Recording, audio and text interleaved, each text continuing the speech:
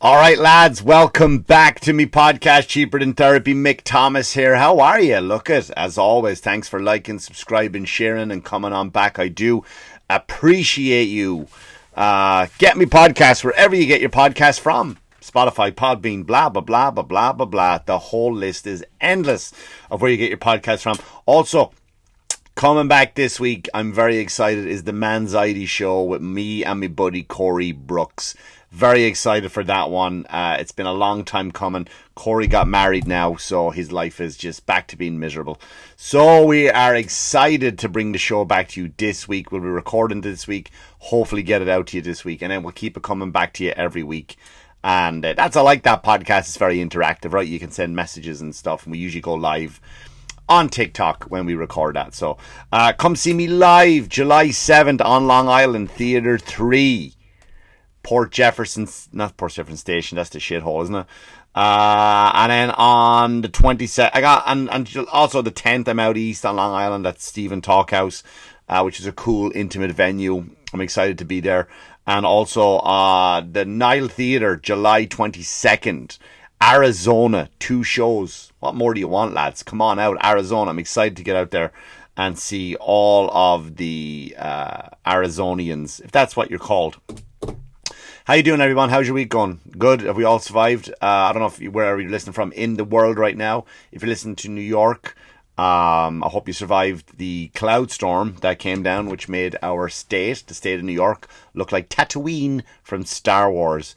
If you're a Star Wars fan, you got that joke. If you're not, it ain't worth Googling. It wasn't that funny.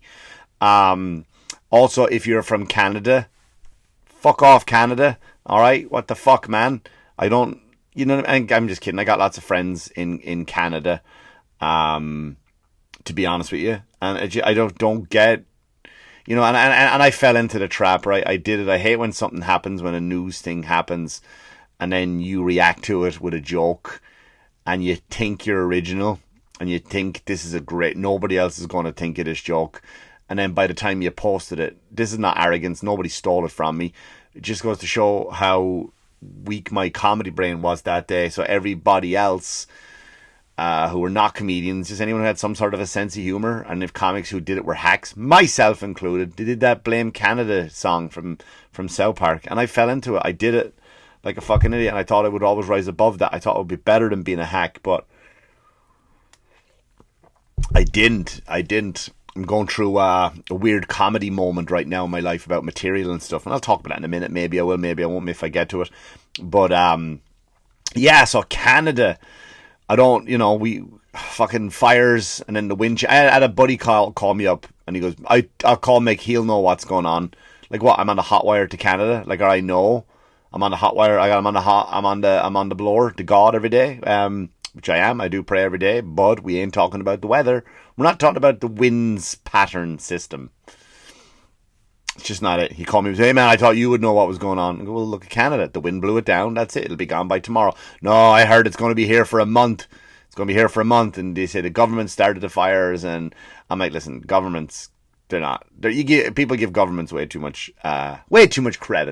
Way too much credit.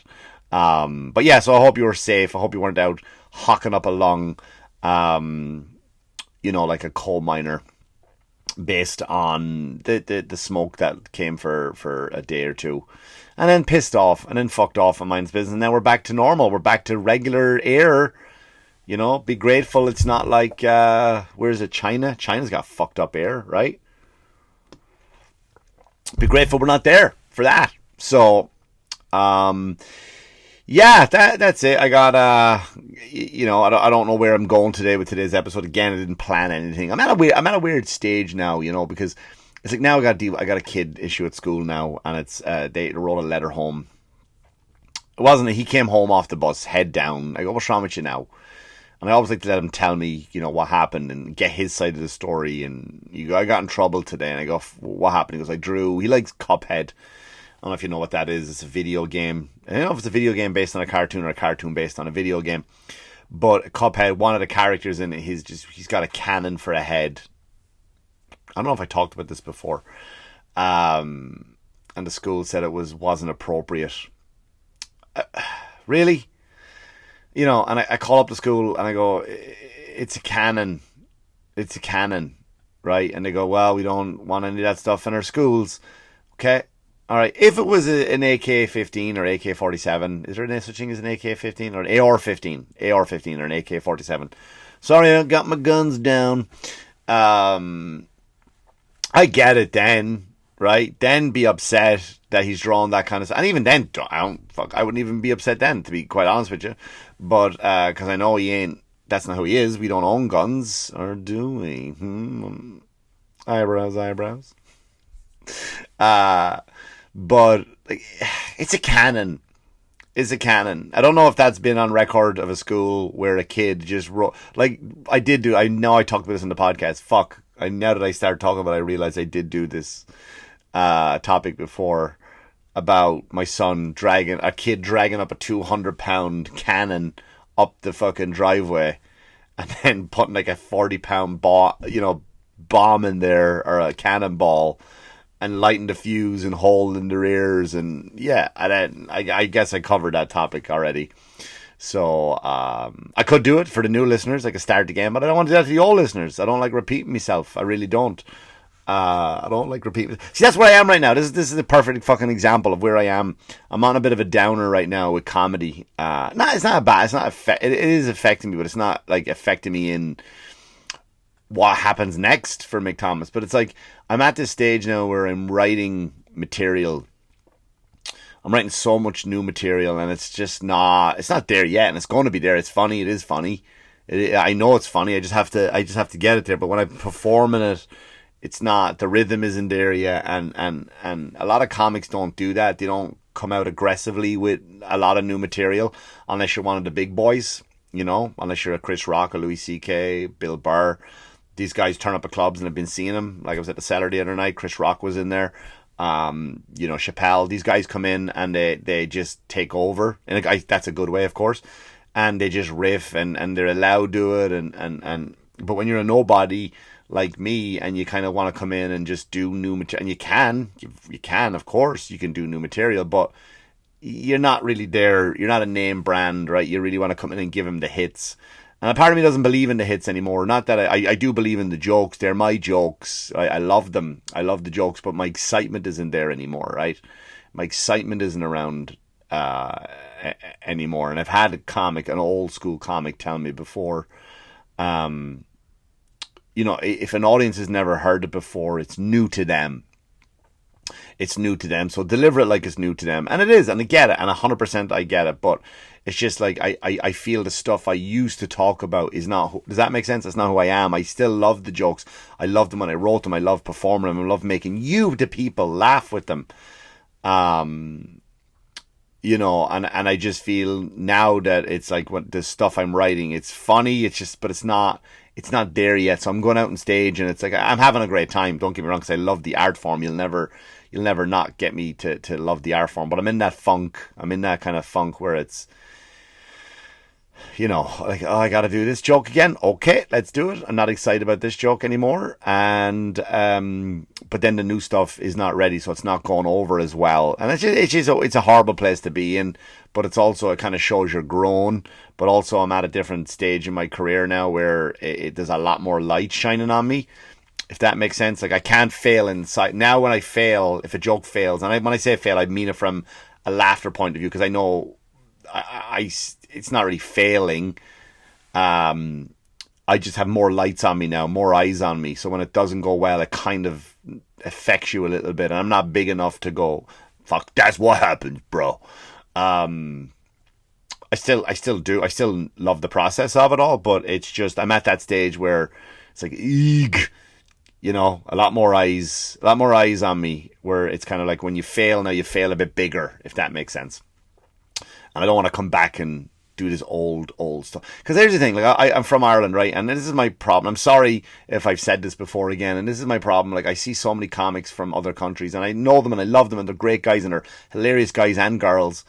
And they're just, their material is it's fucking funny, man. It's really funny.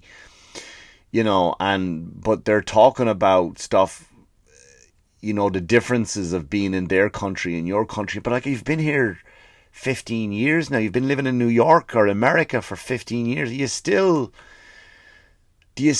don't know. I don't get how you're doing, like, again, you're our four man. I don't want to start writing back about the difference between Ireland and America, because every other comic is doing that. Like, it's not saying they're not unoriginal. I'm not knocking them. You know, and I'm pissing and moaning. This is a really unentertaining episode. At least the views are down on, like, last week my views went down because I got shadow banned when I talked about Pride. YouTube took me down to nothing, and the podcasts kind of took me down to nothing, my listeners. And then the weeks beforehand it was way, way up. Now it's way down again because I spoke about Pride. And I think if I lose listeners on this one, it's based on it's fucking boring. So sorry. Yeah, so that's where I am. That's where I am comedy wise now. But still come see me do live. By the way, I still have a good time. The show is still fun. I'm talking about when I go to clubs to run material. But when you catch me on a weekend, we're having a good time. I promise you. I saw an interesting thing the other day. I'll move on from talking about the behind the scenes stuff. I saw this thing the other day on the news. It was pushed forward by, and you know my stance on mainstream media by listening to other episodes. You know my stance on politicians and that kind of stuff. Now the news were covering, MSNBC did it and CNN did it and another organization did it. And what they were talking about was how not everybody, most of America, they're saying now doesn't believe in God anymore, right? And we're kind of like, see, that we don't need God anymore. And I was watching this on the news, you know, and they were talking about like, yeah, well, America just don't believe in God anymore. And first of all, I thought, why is the news covering this? You know what I mean? Why is the news? You know what I mean? You're the fucking news, mate. Tell me what's going on. You don't need to, you know.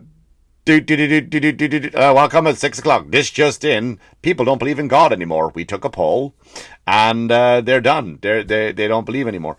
It's not. I don't think it's your place to do that. But again, I don't trust the media, and I think there's a fucking agenda for everything that these cunts are doing. And I truly think that they're trying to just because the weird thing is, like, I think you're wrong. I think millions of people in this country, millions, right? Millions of people still have. I think what you're talking about is this side of the country, right? Which is, I just think the weird thing about, like, the media is like the entertainment business, right? It's run by New York and LA. Run by New York and LA.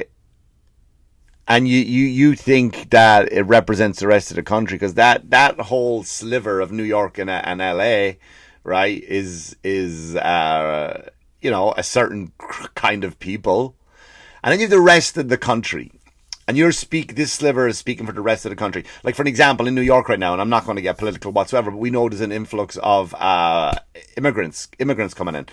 That's a different argument. I'm not saying I'm not going about legal, illegal. That's not the point. But what might be the point is that they gotta go somewhere, I suppose, right? I suppose you gotta go somewhere. They can't all hang around El Paso, Texas, right? There is no room at the inn.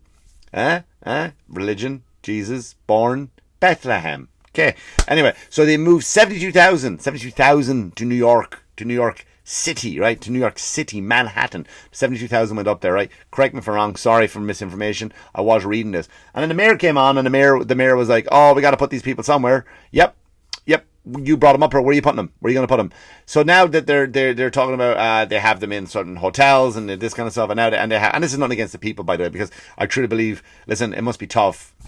It must be tough to be a person that has to pack up your family and just literally hike across a fucking desert through Rape Valley, and I call it that because fucking so many kids are kidnapped and women are raped along the way.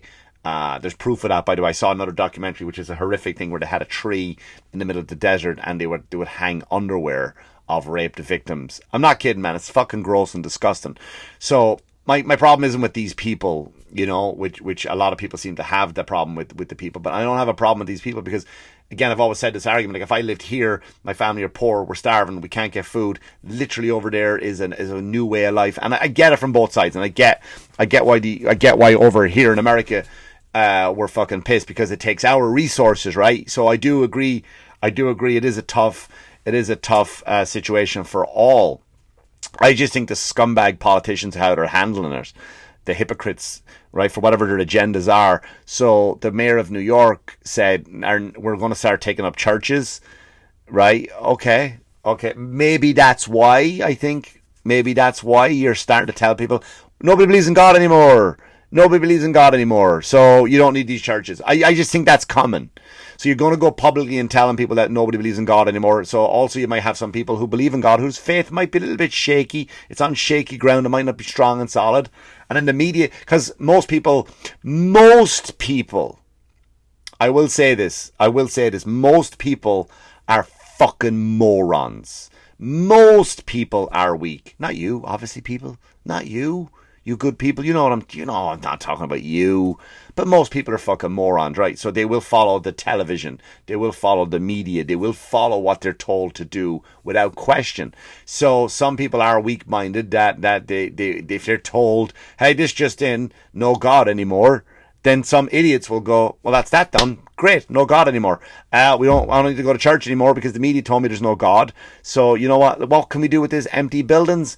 Move those immigrants into them. Move those people from South America into the churches, if you could, please.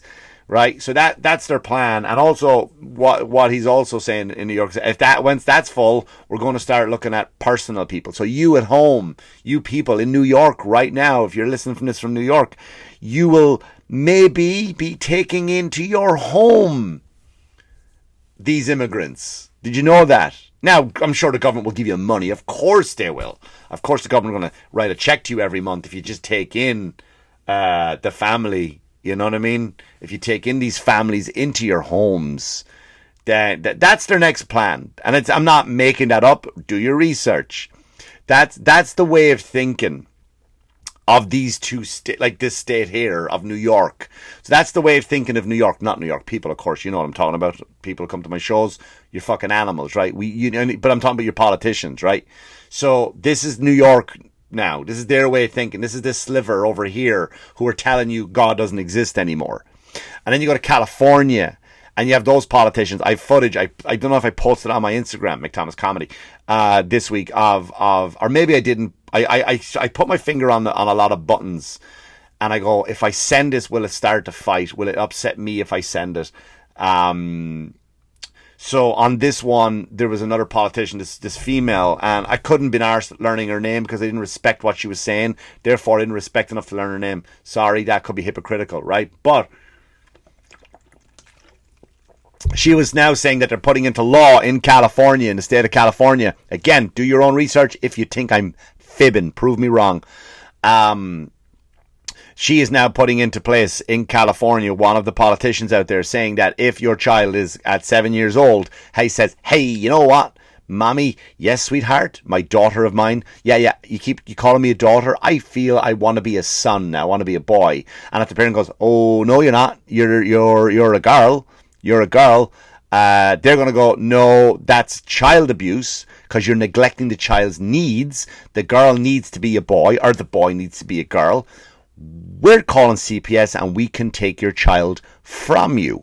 That's the side of the countries. That's New York. That's California way of thinking. They want to take your child.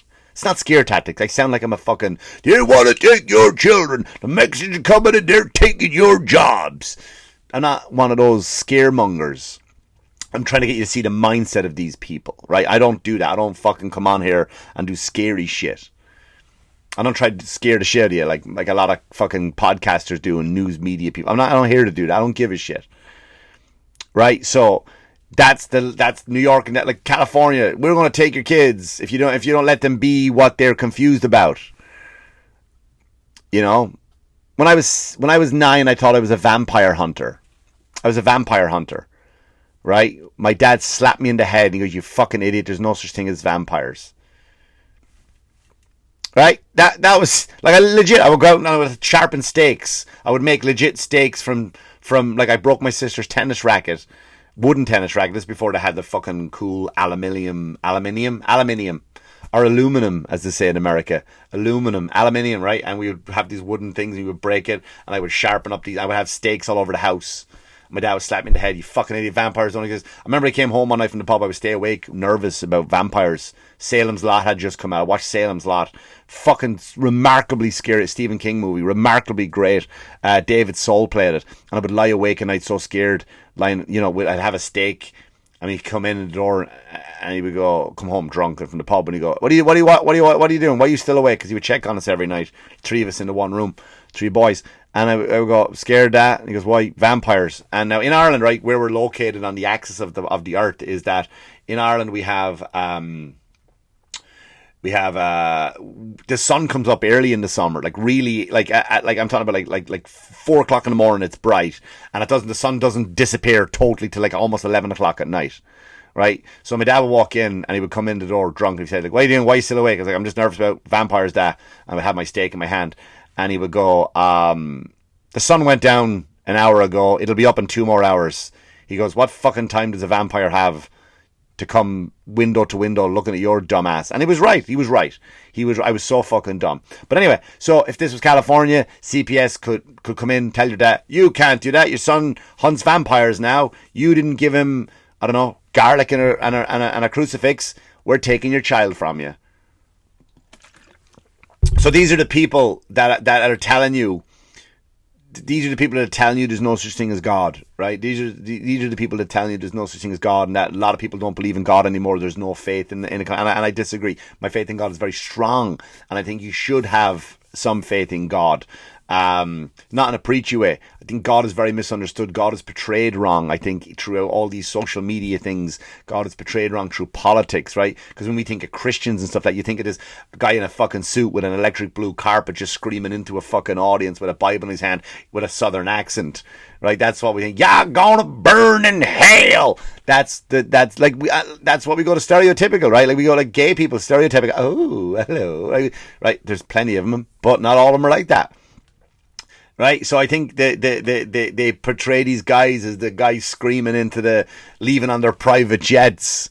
"Hey, Jesus wants your money," and it gets these fucking plane and they fly off and "Show Jesus you love him by giving me your mortgage. Sign over your house to Jesus." And that's what we think, but it's not, right? And they think if you're gay, you're gonna burn in hell. It ain't like that, right?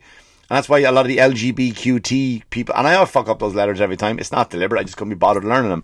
And what they do is they think that they're out there and they think that God is attacking them and God hates them. They don't.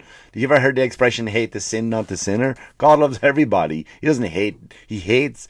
He doesn't like homosexuality. It's in the Bible, written. It was in the Bible. People, "Oh, the Bible isn't true. Who believe in the Bible?" Nobody thinks Jesus existed. Why don't you think Jesus existed? We believe Spartacus existed, right? He died 72 years before Jesus was born. So why can we accept that Spartacus existed with only 4,000 words written about him because the Romans didn't like him for what did? He freed a bunch of slaves. So what did they do? The Romans destroyed any literature of Spartacus. So there's only 4,000 written. I did 5 with my hand. There's only 4,000 written words about Spartacus. We know he existed, right? Why can't we say Jesus existed? Why can't we say all these apostles and documented all this stuff existed? Why can't we do that?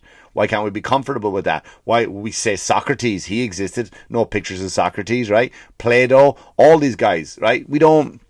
All these guys, we can accept that they exist, but we don't ask for proof that they existed. But why do we immediately just turn on the Bible because what's said? And if you actually fucking read the Bible, it doesn't say things like fags will burn in hell, because that's what you think, that's what they're telling you. It doesn't say anything like that.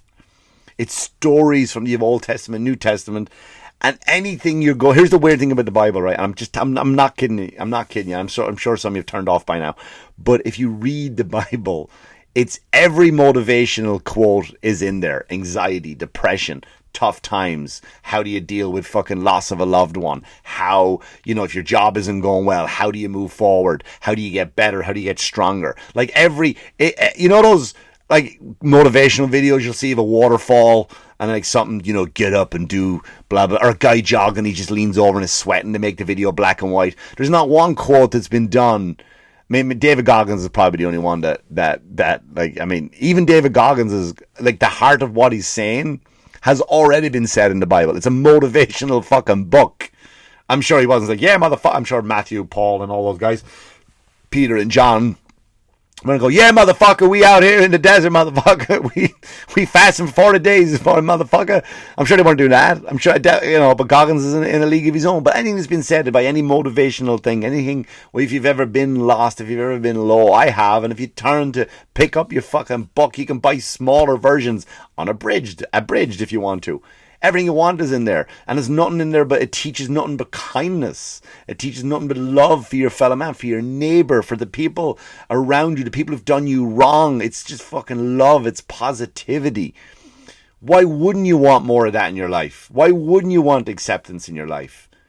Why wouldn't you want to just go out into the every single day and learn to practice patience? The guy cut you off. Yeah, you throw the fucking finger up. I've done it. But once in a while, I'll catch myself and I'll stop. Don't be that guy. Because that leads to fucking anger. Anger builds up inside you. That turns into fucking just goo inside of you.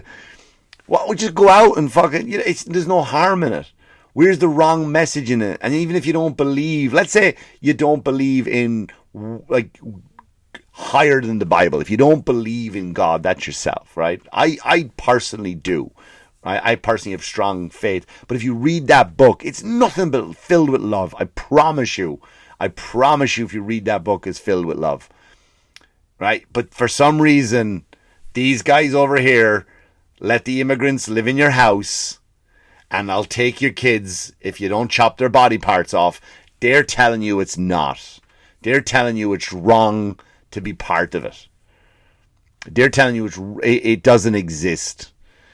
Because I think once you're divided now, and I see it, and I'm caught up in fucking Facebook limbo of arguments from the LGBTQ crowd, right? And they're taking every single disagreement as hate towards them, which is not the case.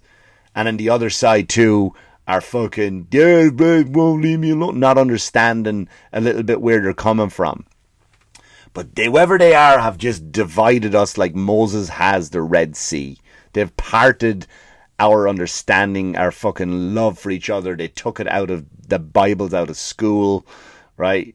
They've done everything. They've taken God out of school, but they've given you fucking flags, you know what I mean, to wave, to be proud of. And you're not allowed, you know, if you speak about it, I've seen compilations of celebrities, football stars, basketball stars, actors start to talk about God, and if all of a sudden they lose the newsfeed. Google that. Don't take my word for it. Don't take my word for anything I've said on this episode. Go Google it and see for yourself. You know, my dream one day is to live in a world without fucking social media. Just to go back to basics. Just go back to... I know I might lose contact with all of you if that's the case, but it'd be a small price to pay. Wouldn't it be a small price to pay if you just didn't have fucking gunk in your ears, in your mind, in your heart? Right? Just the politicians can fuck off. The media can just tell the news. Here's what happened. A fucking meteorite hit such a place. And you know what I mean? That would be great. Not fucking bunch of assholes with agendas telling you what to do. And all they're doing is dividing us. Because once we're divided and we're fighting each other, we can't fight those cunts. Anyway, listen. God bless you all. Thanks so much for listening. Sorry it was a boring episode. Next week I'll come back with more venomous jokes. I'll promise you. But until then, as always, thanks for watching. Thanks for watching, listening, liking, subscribing, and sharing. And as always, wash your hands, you dirty fuckers. Good luck to you.